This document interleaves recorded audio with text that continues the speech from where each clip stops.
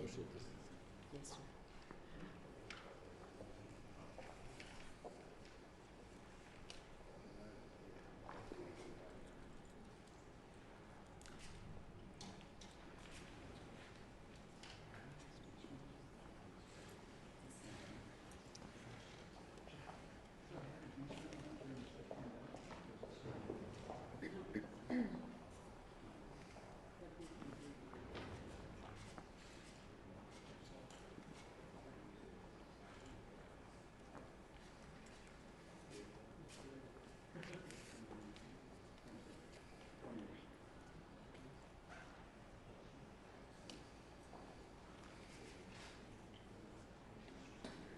Thank you.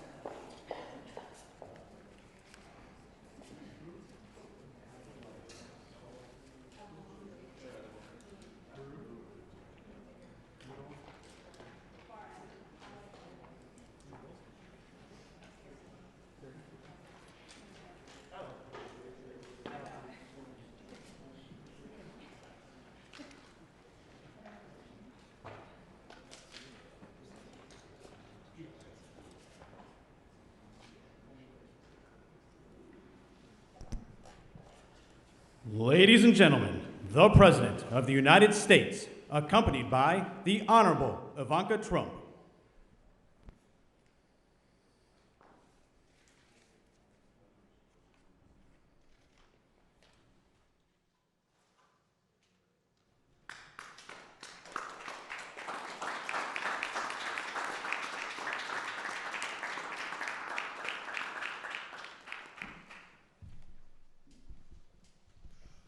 Well, thank you very much, everyone. This is a great honor. And I see you have social distance on your mind, and that's a very good thing. Jovita, congratulations. Tremendous job you're doing. I want to thank everyone for being at the White House, a very special house, a very special place, no matter where you go in the world. I love the White House, and being here in the East Room of the White House in particular, where so many important functions have taken place over the years. And today we're really celebrating American workers and small businesses, and we've done a job for you, and we're going to make it so as we open up our country, you're going to be in good shape as opposed to be either losing your business or how do we get some people to work here, especially since your employees were so good over the years, and those are the ones you wanted. So we made that possible for you. We're delighted to be joined this afternoon by representatives of several incredible small businesses from across our country. Also with us, our Treasury Secretary, Stephen Mnuchin. Steve, thank you very much. And SBA Administrator. You've been busy, Steve, by the way? A little bit, right? Broke every record in the book. And SBA Administrator, Jovita Carranza. Thank you, Jovita. Have you gone to sleep in the last 2 weeks? I don't think so, right? You broke every single lending record, numbers of loans, amount of loans, small business. It's actually a very big business when you think about it. Thank you very much, Jovita. Great job. As our nation battles against this terrible scourge, we continue to pray for the victims as well as for those Americans who are grieving their lost ones and their loved ones. There's never been anything like this. We suffer with one heart, but we will prevail. We're coming back, and we're coming back strong. We built the greatest economy anywhere in the world 2 months ago, and we're going to build it again. We're going to build it fast. It's going to go very quickly.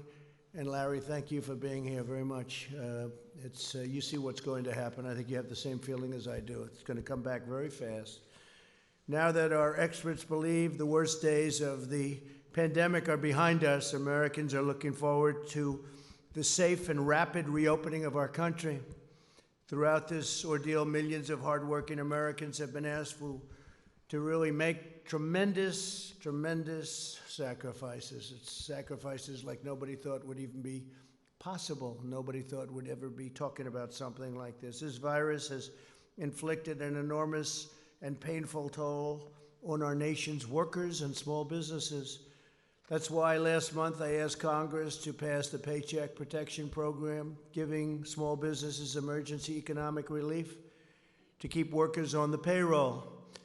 4 weeks ago, I was proud to sign it into law. We did that at a great ceremony with many of the people here and the officials here, and it was something. And I can tell you, I'm going to ask Steve to say a few words, but the kind of numbers and the kind of jobs they've done and the kind of jobs that have also been saved, it's incredible. You'll be seeing that in the coming weeks. The Treasury Department and the Small Business Administration launched the program in record-breaking time, just 1 week, and in the 14 days following its launch, we processed as many loans as the SBA would typically process in over 14 years. So in 14 days, they did more work and more loans, both in terms of applications and in terms of dollar amount, than they did in 14 years. 14 days, 14 years. Easy one to remember, right? That's some record. The first round of funding provided more than 1.6 million small businesses with over $340 billion so that American workers can retain their jobs, receive their paychecks, and help our economy take off quickly once America reopens for business, which is happening right now as we sit. We're going to be all set. You all ready? I know you are. I talked to you back there. You're ready. You folks are ready. Our swift action supported or saved 30 million American jobs at least. And last week, Congress answered our call to replenish the program, and I was honored to sign an additional $320 billion for American workers into law. At least $60 billion are reserved for community financial institutions, including those that serve minority and distressed communities. And that's also, when you think it's African American communities, it's Hispanic American communities, it's Asian American communities. We began accepting applications for the second round of funding yesterday. Demand is extraordinarily high, and there are already twice as many users accessing the system as on any day under the first round. And one of the things that the Secretary of the Treasury told me is that the amounts are much more loans at much smaller amounts, and we like to hear that because we're looking at the small amounts, the smaller businesses, and that's what we want. Nonetheless, we're processing loans at a pace never achieved before. In the first 24 hours of the second round of funding, we've handled over 30% more loans than any previous day of the program. So far, we've processed an amazing 450,000 loans totaling over $50 billion. That's in phase 2. That's incredible.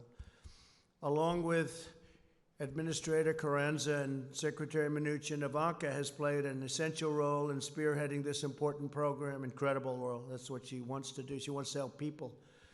From the beginning of my administration, Ivanka has used her experience as an entrepreneur to fight for the American worker. She's created many jobs. That's what she did when she first came in. She just wanted people to be able to get jobs and job training.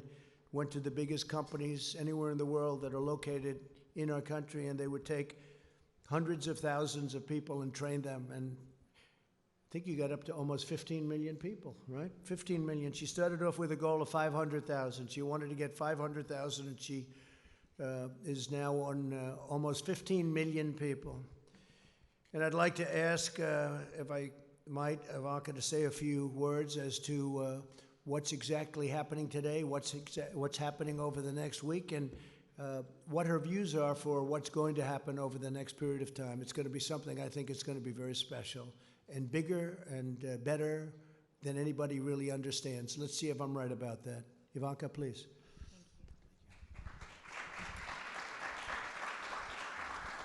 Well, thank you, everyone, and thank you, Mr. President, for convening this incredible group of entrepreneurs and small business owners who very much represent the soul and the spirit, the grit and the tenacity of America's small business owners across the nation. So we're grateful to each and every one of you for joining us here today, and very excited to hear your stories and hear specifically about how you're going through this challenge and how through the Payment Protection Program and through the PPP, you are able to keep your workforce employed. It's about your businesses thriving and growing within your communities. It's about your workforce, who each of you cares very dearly about. And I'd like to make a special call out of thanks to Secretary Mnuchin for his tireless work on this front. So if you'd like to come up and join us, we would appreciate that, Secretary. And SBA Administrator Carranza, thank you. You have been such a champion for America's small business. If you'd also like to come up and join us. And Larry Kudlow, thank you for all that you do in fighting for American workers. With that, I would like to kick us off by introducing Amy Wright to come up to the stage and share with us a little bit of her story.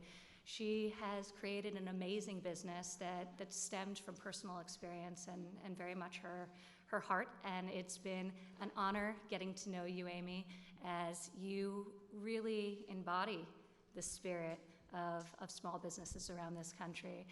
Amy, because of the PPP program, was able to rehire the 120 workers that she was forced to lay off. And now those workers, all of which have some form of disability, are able to bring cheer and bring comfort to your clients as you're serving them. So Amy, if you'd like to come up and share your story. And Michael, her great colleague, is here today as well, who could share his perspective. Thank you, Amy.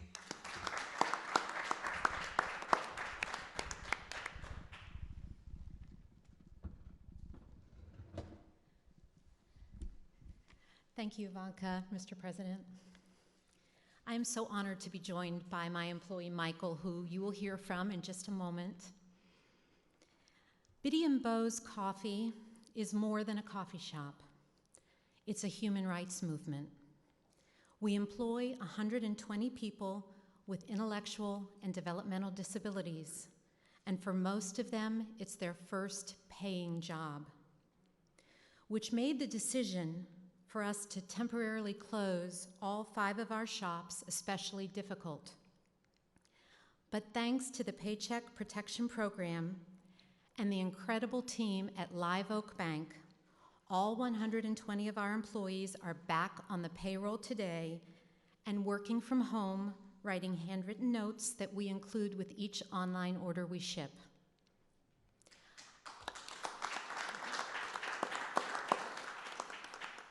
I know everyone is ready to return to normal, but I believe it's time for a new normal, one where people with disabilities are valued, especially in the workplace. As a recipient of the PPP loan, we will continue to take up the charge and help everyone, especially people with disabilities, pursue the American dream. And Michael, would you like to say? Sure. I just hope this thing isn't too big for me. So to you, President Trump and Ivanka, thanks a lot for inviting us. Thank you, Mr. President, for having us. I love my job, and I am excited about going back to work. At Biddy & Beau's, we like to use the phrase called not broken. That means me and all my amazing coworkers are not broken, and we have lots to offer. I know the great country of the United States isn't broken either. So on behalf of myself, Megan, and Amy, and all the employees of Biddy & Beau's, thank you for inviting us over. You guys are our family. Love you guys.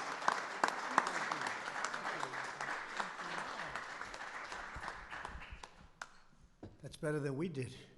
Much better, Michael. You did a better job. Thank you very much. That's beautiful. Stick around. You get to hear the press ask some questions, and they'll probably be a little bit nicer if you're in the audience, right, Amy? That's pretty good.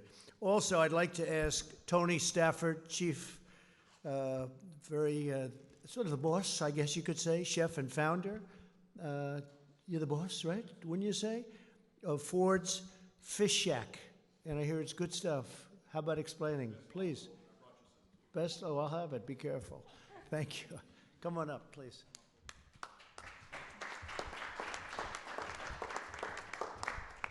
Thank you. I'm here representing, well, thank you first of all for inviting Mark, my great employee with us. We're here representing the restaurant industry, which has been really hurt hard by this with the closures and things like that, so I'll keep it brief. I'd first like to thank the President and the Vice President for leading us through that pandemic. It has devastated our restaurants. Over the last 6 weeks, my 3 restaurants have been devastated.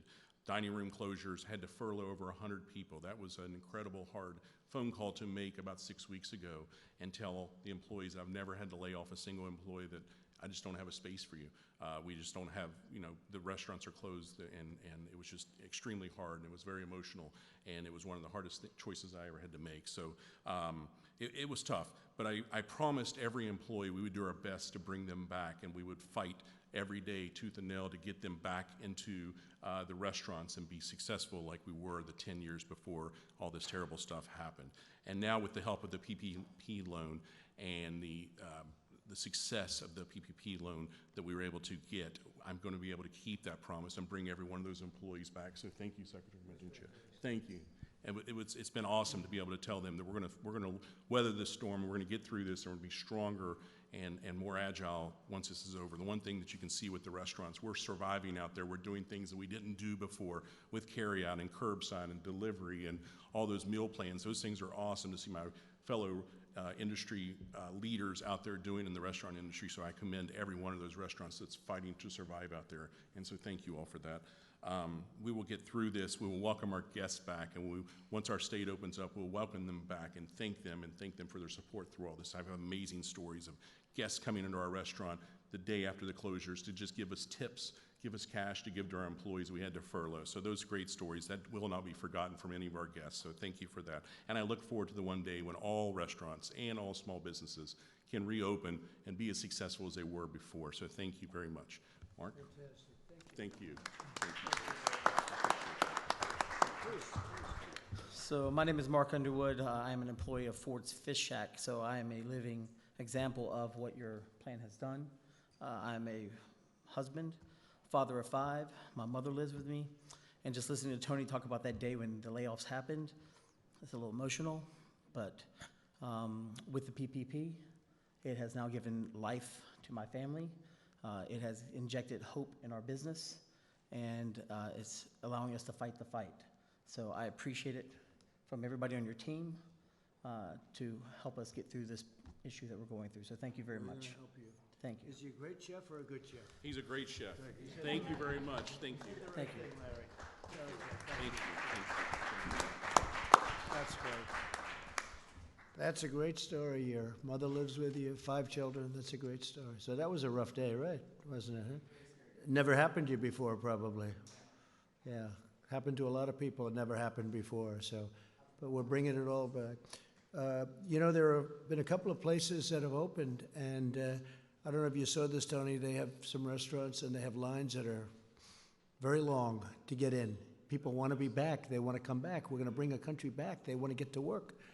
And I know you were in that category very much, so it's great. Thank you, fellas, very much. Jackie Crick, CEO and founder of ECU Communications. Jackie, please. I'll move that down, Jackie. A little short, so. I'll get in trouble for touching it. They'll say, he touched the microphone. What am I going to do? Thank you, Mr. President, Ivanka, Secretary Mnuchin, and Administrator Carranza. It is a pleasure and an honor to be here. My name is Jackie Crick. I'm originally from Bogota, Colombia, in South America. Yay. And I've been here many years, and a big part of those years that I've been here, I've been CEO of ECU Communications, which I founded 16 years ago. We focus on advertising and marketing with niche products for diversity recruitment and outreach programs. But more than anything, we're a woman-owned small business, minority-owned 100%.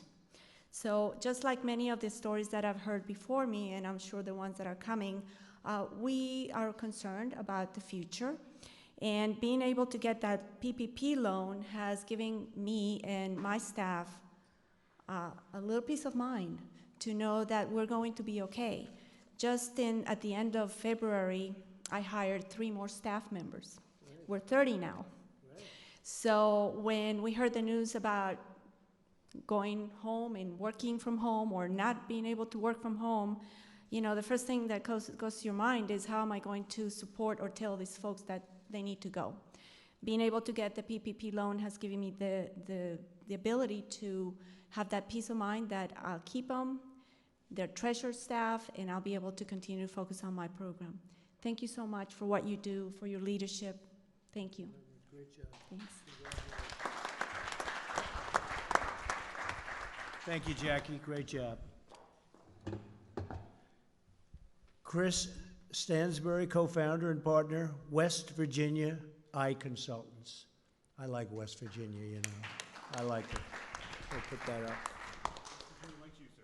I like it. They like me, too. Thank you, Mr. President. Thank you, Ivanka, Mr. Secretary, Madam Administrator. Appreciate the opportunity to be here today. It's just an honor and a privilege as a small business owner. It's very meaningful to have this opportunity. My company is called West Virginia Eye Consultants, based out of Charleston, West Virginia. And we started in 2011, and we had 2 doctors, 1 employee, and 1 location. And over the last 9 years, we've been blessed with a lot of growth. We've worked hard. And in February, we celebrated our 9th anniversary with 7 locations, 7 doctors, and almost 60 employees. So it's been a great ride. But just a month later, thanks to COVID-19, we shut most of it down. And my partners and I were just overwhelmed, just bewildered. We weren't sure how we were going to survive this. But thankfully, Congress passed the CARES Act, and President Trump signed that into law. And as part of that, the PPP loans became available.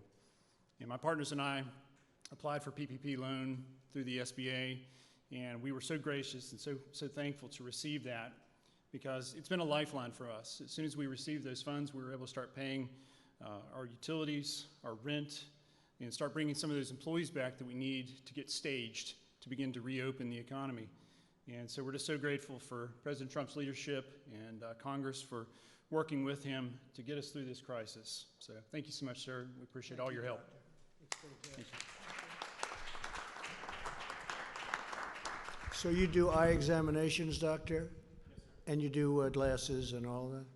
I may have to see you. Okay? I guarantee you're probably better than these high-priced people. I used to see the highest priced, and they were not the best. I'll bet you're better than all of them. So I may have to see you, doctor. I'm serious about it. We can do something quickly, all right? You move quickly too, right? No long meetings. Good. I may have to see you, doctor. Thank you. Tissa Clark, President and CEO, J.D. Clark Professional Services. J.D. Clark. Hi. Come on up. Please.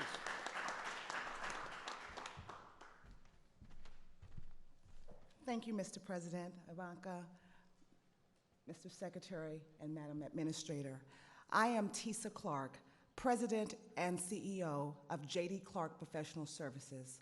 I am a general contractor and property maintenance manager for the affordable housing, hospitality, as well as our government agencies, particularly our nonprofits. Most of my employees are the underserved, underemployed, or unemployed. And having the opportunity to be able to apply for a program such as the Paycheck Protection Program allowed me to keep those individuals employed. As a small business owner, my company is based out of Prince George's County, Maryland, and I've been in business for 12 years. And as a small business owner, we never want to fire or lay off, and even to the extent of ourselves not receiving a paycheck. And so I forgoed my paycheck until I could get funds. And so now with the funding that we received via M&T Bank on last Monday, it has allowed us to continue to pay our staff, and for even myself as the business owner to once again take a paycheck. So this program is phenomenal for our small businesses. Also, as a side note, Madam Administrator, I did also apply for the Economic Injury Disaster Loan, and I did receive my advance on Tuesday. of last week. So these programs are very critical for the small business community, but I do believe that we as small business are strong and we are resilient and we will bounce back. Thank you. Have you ever thought about running for office? You could do it very easily. Huh? You are something. That's a very good job. Thank you very much. Luke Bernstein, Executive Vice President, Chief Retail Officer, and Chief Communications Officer for Orrstown Bank. Come on up, Luke.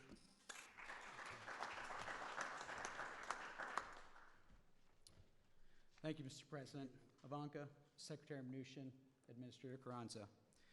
I'm Luke Bernstein, proud to be here representing Orrstown Bank. I'm proud of our board, I'm proud of our entire team, and I'm proud of my fellow community bankers throughout the country who've rolled up their sleeves and worked tirelessly to help communities working around the clock and helping them gain access to Paycheck Protection funds. Orrstown is a small 101-year-old community bank based in Pennsylvania and Maryland. And in just 14 days, we were able to process approximately 1,500 Paycheck Protection loans totaling $370 million. In those 2 weeks, Orrstown processed more loans in total amount than we did in an average year last year. We did more SBA loans in 14 days than in our entire 101-year history. Why? Because this is about the communities. This is not about Orrstown Bank. This is not about banks. This is about people. The stories you're hearing today.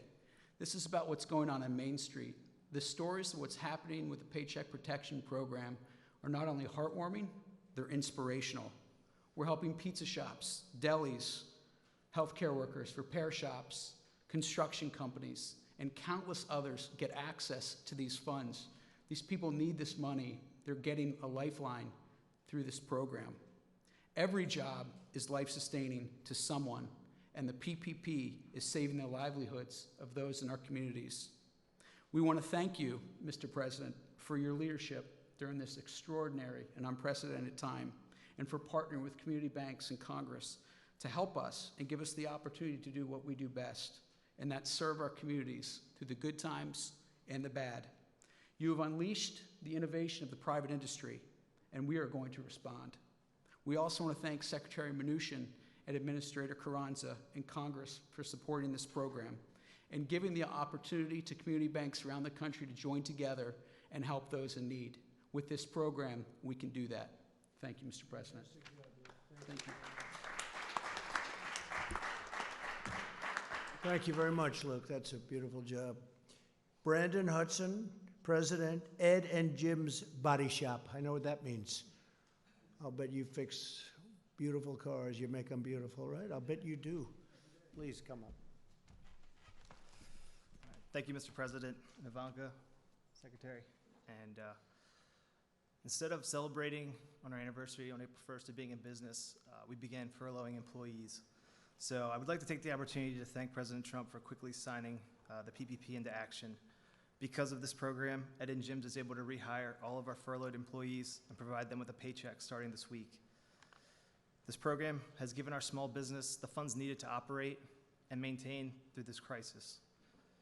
With everything we've gone through, I can't extend our thank you enough to President Trump for everything he's done for small businesses like us in the automotive industry at a time where our business really depends on people leaving their house and driving. So, Mr. President, thank you very much for what you've done for us and the industry. Thank you. Thank you. And what do you do with cars? Explain. Our businesses, we repair cars. We're a collision repair shop, Parkville, Maryland. So we work with a lot of insurance companies. We have walk-in customers. So if you get into an accident, unfortunately, we're here to help you out.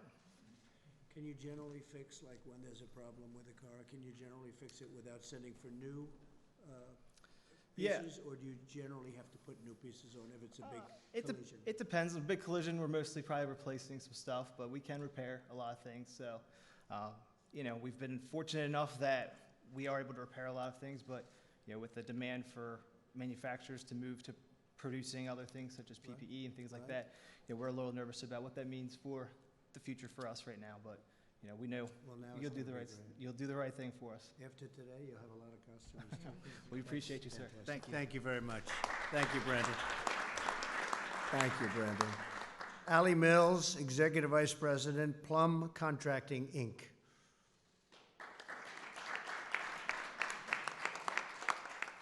Would you like to have, come on up here. He was so good. Put that mask on the way you had it. He was. Thank you, President Trump, Ivanka, Secretary, Madam Administrator. I am here representing the highway industry. Plum Contracting is a third-generation union highway and bridge contractor in Pittsburgh, Pennsylvania. With Pennsylvania's winter construction shutdowns, we have been left with little revenue coming into a new season. COVID-19 abruptly halted all highway work on March 16th in our state. With very little revenue at this point of the season, we were forced to sadly lay off a majority of our employees, about 125, which included trades and management. There were a lot of sleepless nights and fear of losing it all. The Payroll Protection Program was and remains the engine that is carrying our business through this shutdown. We wouldn't survive without it. With our PPP approval, by May 1st, we anticipate our company running at full capacity when the highway industry is permitted to return back to work. We applaud you, Mr. President, for your interest in the welfare of America's small business and the American worker. And thanks to all that, my company will be here to work on a big infrastructure program very soon when you're ready to do that. Good. Thank you. Very much. Thank you.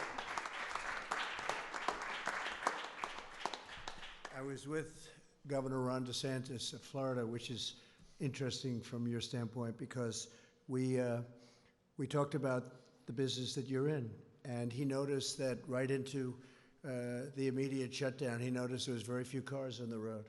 And he did very opposite of what a lot of governors did. He said, this is a great time to fix our roads and highways. And I said, as soon as he said it, this was in the Oval Office 2 hours ago, he said, I noticed there was very few cars, and isn't that better than fixing them during rush hours and when there's traffic and when it's booming, like hopefully over the next few months it's going to be again, just like it was before, the best we've ever had, and then we had to close it down. So he's fixing roads and bridges and doing a tremendous amount of work during this period of time, and I thought it was very smart. So it's a little bit the opposite, but to each his own, right? To each his own, but it made a lot of sense to me when I heard it. I'd like to ask Secretary Mnuchin to come up and explain just a little bit about how well it's going, how the kind of numbers, the kind of records, to a point where there's never been anything like this, loans coming in, and how the loans are actually smaller than in phase one, and that makes us happy because that means smaller businesses, and that's where that's what we're looking at, that's what we're aiming at this time. Please, Steve. Thank you, Mr. President, and Ivanka, thank you for putting this together. Your stories are the stories of the 60 million American workers that are going to have the benefits of the close to $1 trillion that the President and Congress have invested in small business to protect you and put you back to work. That's over $650 billion in the PPP. That's over $300 billion in disaster loans, and that's over $20 billion of grants. And I know the press has commented on a lot of big companies that inappropriately took the money, and we've been very clear. We announced today that any loan over $2 million will have a full review for forgiveness before they're repaid, because this is the story of small business here. And I am so pleased to see how this is working. So thank you, Mr. President. I'd also just like to comment, we're going to be up to close to 120 million of direct deposits and checks for the economic impact payments. If you have not received it yet, please go to irs.gov, get my payment. We made some corrections to the website over the weekend. Please go on and check your payment. If you haven't received your payment, upload your information so we can get you the money. The combination of the direct payments, the PPP, the disaster loans, and enhanced unemployment insurance is the investment that the President has made in American business and American workers. Thank you, Mr. President. Thank you very much, Steve. Very very much. And on the enhanced, thank you. And Steve, on the enhanced payments, we're really looking to the state to give that out. And unfortunately, some of the states have very old computerized equipment from many generations ago.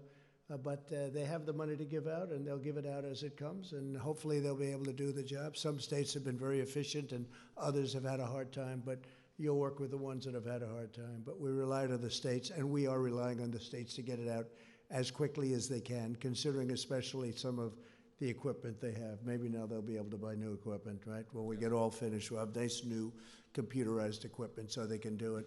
With that, if you'd like to ask a few questions, I think this would be a good time, because with these incredible people, this is the media. You've heard me talking about it on occasion, seldom, right? But on occasion. And I think with you in the room, I have a feeling that they'll ask me much nicer questions. They'll tone them down, right? And thank you for the apology. I appreciate it. That was very nice. Yahoo. I appreciate it. It was very nice. Yeah, go ahead. Jim, go ahead. Yes, Mr. President. Today, the U.S. hit a grim milestone of 1 million cases of the coronavirus. Back in late February, you predicted that the number of cases would go down to 0. How did we get from your prediction of 0 to 1 million? Well, it will go down to 0 ultimately. And you have to understand, when it comes to cases, we do much more testing than anybody else. So we could go to some of these other countries, you know, as an example, China. If you test, you're going to show many more cases. So we're doing more testing than any other country in the world by far, which we just discussed over in the Oval Office. So we're going to show more cases because we're doing much, much more testing, double anybody else. Somebody said if you add everybody else combined, that would be a number. And it will be at the appropriate time, it will be down to 0, like we said. Weren't the experts at the time saying that the number of cases would go up, we would have community spread? Well, experts, Dr. Messier yeah, from the CDC was warning about this. Right. Also, experts, many very good experts, very good people too, said that this would never affect the United States. It wouldn't affect Europe. It wouldn't affect anything outside of China. So we were listening to experts, and we always will listen to experts. But the experts got it wrong. A lot of people got it wrong, and a lot of people had no idea it would be this serious. I listened to experts. I'll tell you what, I did something that the experts thought I shouldn't have done. I closed down our country and our borders. I did a ban on China from coming in other than U.S. citizens, and we did very strong checks on even our U.S. citizens. Ron DeSantis was telling me before that when they came in, people were put into quarantine, people were checked, and we're doing that now. So, yeah, I think we did something well ahead of schedule. We did that at the end of January. People were talking about this wouldn't have an impact, as you know, even into March. So I think we've done a great job in the sense that we were early. I think by banning China and banning people coming in who would have been very heavily infected, we probably saved hundreds of thousands of lives. So on that, I'm very proud. Yeah, please. President, it's actually Secretary Mnuchin as well. What about the idea of another round of stimulus payments to American taxpayers directly? Democrats, of course, up on the Hill are talking about the idea of a guaranteed income, which obviously could go on for months and months and months. Yeah. What about another round of Well, I like the idea of payroll tax cuts. I've liked that from the beginning. That was a thing that I really would love to see happen. A lot of economists would agree with me. A lot of people agree with me. And I think, frankly, it's simple. It's not the big distribution, and it would really be an incentive for people to come back to work and for employers to hire. The double tax on the company and also on the person. That's what I like, and something like that could happen. Also, I think you have to look, because a lot of people are talking, I assume your next question would be about states.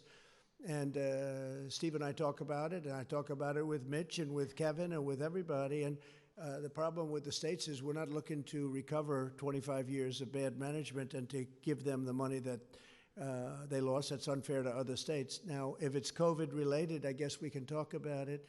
But we'd want certain things also, including sanctuary city adjustments, because we have so many people in sanctuary cities, which I don't even think are popular, even by radical left folks, because what's happening is people are being protected that shouldn't be protected, and a lot of bad things are happening with sanctuary cities. But that's just standing up here answering this question. That's one of the things I think about.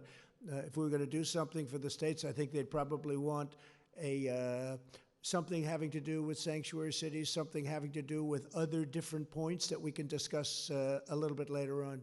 Yeah, Jeff, go ahead, please. Mr. President, you're going to sign an executive order today about meat packaging plants. It affects liability for them. What efforts or what measures are you looking at for liability for other industries and other businesses? Well, we haven't been talked about. It hasn't been asked on other industries yet, but with the meatpacking and with the transportation, we have had some difficulty where they're having a liability that's really unfair to them, and we're going to be doing that. I think, Mark, we're going to be doing that fairly soon. It's getting drawn up. I should be signing that over the next hour or so, taking the liability, which frees up the entire system. And I fully understand it. Not their fault. Yeah, please go ahead. Thank you, Mr. President. No, over here first. Mr. President, I just want to go back to what we discussed a little earlier today. Are you considering asking airlines to test passengers on international but also domestic flights? Yeah, we're looking at doing it on the international flights coming out of areas that are heavily infected. As you know, Brazil is getting to that category. I think they're going to be okay. I hope they're going to be okay. He's a very good friend of mine, the president. But I think that we're going to look at it from the standpoint, I was discussing that with the governor of Florida, with Ron, a little while ago. So we're going to be looking at that coming in from other countries, frankly, but South America seems to be one that's talked about because they have so much business going into Florida.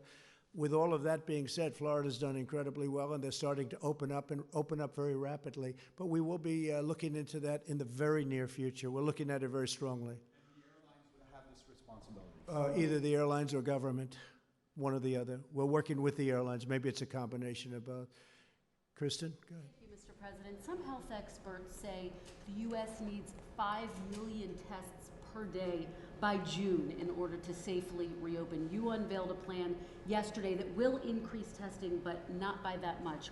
Why not? And can you get to that benchmark? Well, it will increase it, and it'll increase it by much more than that in the very near future. We're way ahead of everyone on testing. We haven't been given the press in terms of, I think, fairness of the press, but that's okay, and that's why I appreciated the statement before by Yahoo.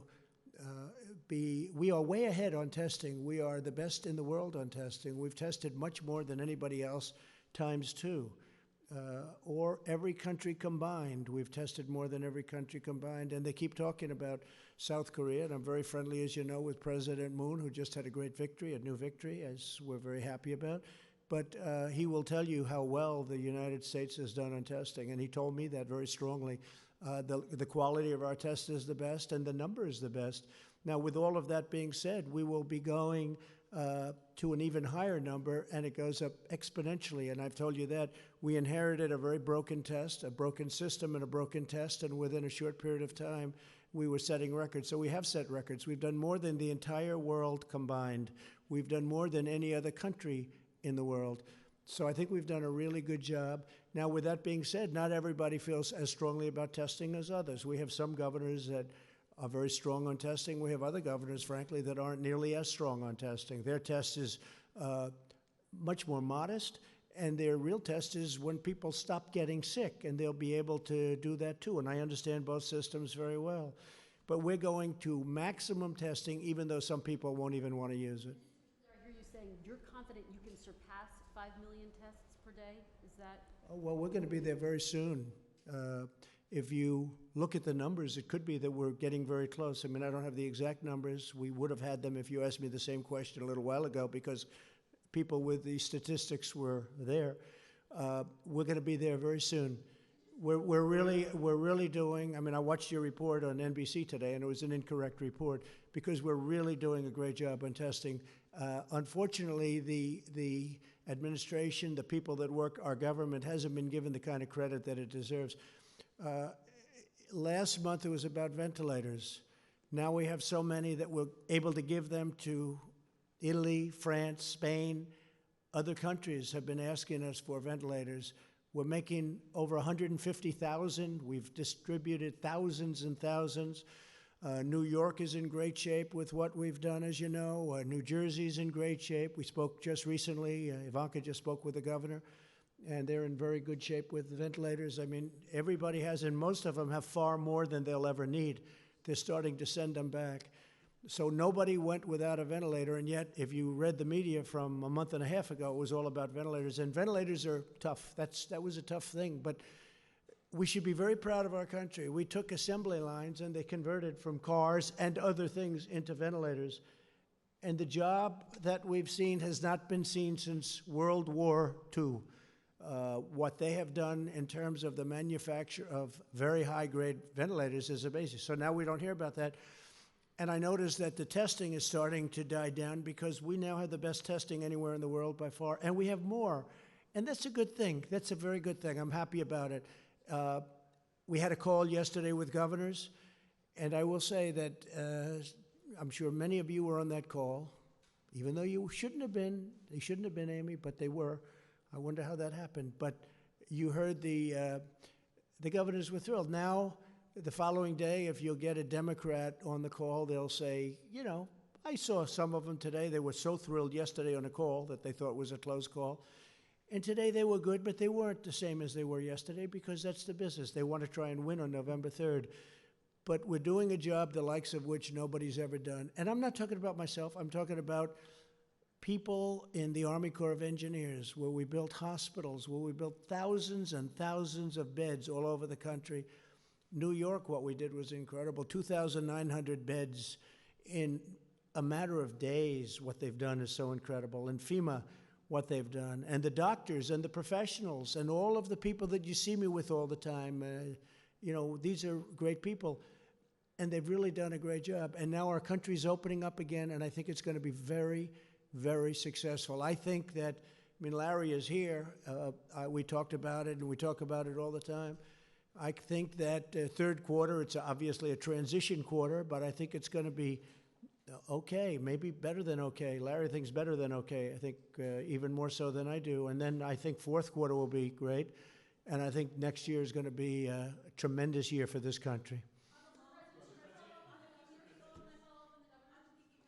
Jennifer? Yes, on the PPP loans, can you say who's going to be responsible for that review that Secretary Mnuchin mentioned on the loans above $2 million? Who exactly will be responsible for that? The SBA will be responsible, and they have a team of people. They'll bring in additional people. And again, I want to assure the American public and the American taxpayers, we will make sure that these certifications were done accurately, or the loans won't be forgiven and there will be liability. Today told some Republicans on a phone call that he does not want to fund infrastructure in a coronavirus stimulus bill. Do you have a reaction to that? I think Mitch is looking at it, as I do, to an extent, as the infrastructure. He likes infrastructure. We all do. We have to rebuild our country. $8 trillion has been spent. I wasn't in favor of it. I can tell you that in the Middle East. $8 trillion. Think of it. And yet you wanted to fix a pothole in a roadway or in a highway in this country, and you didn't do it because they didn't have the money, because so much money was spent in the Middle East. Well, that's, as you know, a whole different story now. And we want to do infrastructure, but a lot of people, a lot of the Republicans would like to keep that as a separate bill. So we'll see how that works out, Jennifer. We'll see. Yeah, please. Mr. President, you said at the top of your remarks that you feel the worst of the pandemic is behind us. But without a treatment, without a vaccine, the state's now reopening. How can you be so sure? Well, I think that, like other things, hopefully we're going to come up with a vaccine. You never know about a vaccine, but tremendous progress has been made. Johnson & Johnson and Oxford and lots of good things. You've been hearing the same things as I do. Tremendous progress has been made, we think, on a vaccine. You always have to say think, and then you have to test it, and that takes a period of time. But a lot of movement and a lot of progress has been made on a vaccine. But I think what happens is it's going to go away. This is going to go away. And whether it comes back in a modified form in the fall, we'll be able to handle it. We'll be able to put out spurts. And we're very prepared to handle it. We've learned a lot. We've learned a lot about it, the invisible enemy. It's a bad enemy. It's a very tough enemy, but we've learned a lot. It's in 184 countries, as you hear me say often. It's hard to believe. It's inconceivable. It should have been stopped at the source, which was China. It should have been stopped very much at the source, but it wasn't. And now we have 184 countries going through hell. But I think that a lot of good things are going to happen, and I really believe that fourth quarter is going to be maybe tremendous, and the next year I think has a chance to be really getting close to record setting. We hope so. We hope we can be back where we were. We had the strongest economy anywhere in the world, and I hope we're going to be back there again. Go ahead, please. Mr. President, you've spoken about your friend who passed away. I was wondering if you've spoken to the families of anyone else who has lost loved ones to COVID-19, if there's any particular stories that have affected you. Well, I have many people. I know many stories. I've spoken to 3, maybe I guess 4 families unrelated to me. I lost a very good friend. I also lost 3 other friends, 2 of whom I didn't know as well, but they were friends and people I did business with, and probably almost everybody in the room did. And it's a bad death. It's a bad thing. It grips onto some people. Now we found out that young people do extraordinarily well. That's why I think we can start thinking about schools. But of course, we're ending the school season, so it wouldn't be probably you wouldn't be back for too long. I noticed where Purdue University, a great school in a great state, wants to open and have students come in. I think that's correct. Some colleges, I think I saw Harvard wants to have students come back in the fall. I would hope that they'd have students. I think that the whole concept of computer learning is wonderful, but it's not tele-learning. But it's not the same thing as being in a classroom in a great college or a college of any kind, college, university. There's nothing, you can't replace that. So hopefully they're going to be coming back. Young people do very well with this horrible scourge. They do very well. So I am going to see you tomorrow, and we'll have other things to talk about. We have a lot of interesting things. I don't think we should have a news conference today because this is a news conference. In addition, it's a celebration of these incredible people that have done such a good job. And I think we found a couple of stars in this room today. I won't tell you who, but there are a couple. This guy right here is the biggest star in the room, right? We'll all agree he's the big. I vote for you, okay? Great job you've done, and I really appreciate it, too. I appreciate you being here. Couldn't have done better. Megan and I and Amy would like to know if you and some of your hostess, staff members, bodyguards, or anybody in your company would like to come to Annapolis to our company. Be careful, that could happen. That could happen. Be careful. We'll have to do that, Amy. I think maybe we could do something like that. You're very good. He's stolen the show, right? Do we agree? Doc, I'll tell you, I'm getting ready with the eyes. Come on with me if you want. Do a quick one. Want to save a lot of time. We need time. We're opening up the country, Doc, so we need a little time. We can't spend too much. I don't want to spend 2.5 hours at an eye doctor, right? Okay, so we'll think about that. We want to do that. I want to thank everybody, in particular, Jovita. I want to thank you very much. And Steve, you're working. I can call Steve at any time. I can call him at 2 in the morning, 6 in the morning. It doesn't make any difference. I say, did I wake you? The answer is always no.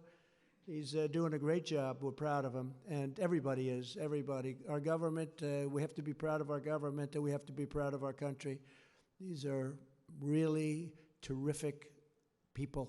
We're going through a period of time, the likes of which we've never seen in this country before. Certainly, even if you go back into 1917, it was the worst of all time, but it was also not as bad here. It was very bad. It was very rough. It was a bad one, but it wasn't quite like what we're going through right now. And it's because of the amazing, when you look at how contagious this is, where people literally just being in the same area with other people, it catches. So I'm very proud of this country, I have to say. I'm very proud to be your president, and I'm very proud of this country. Thank you very much, everybody. Thank you.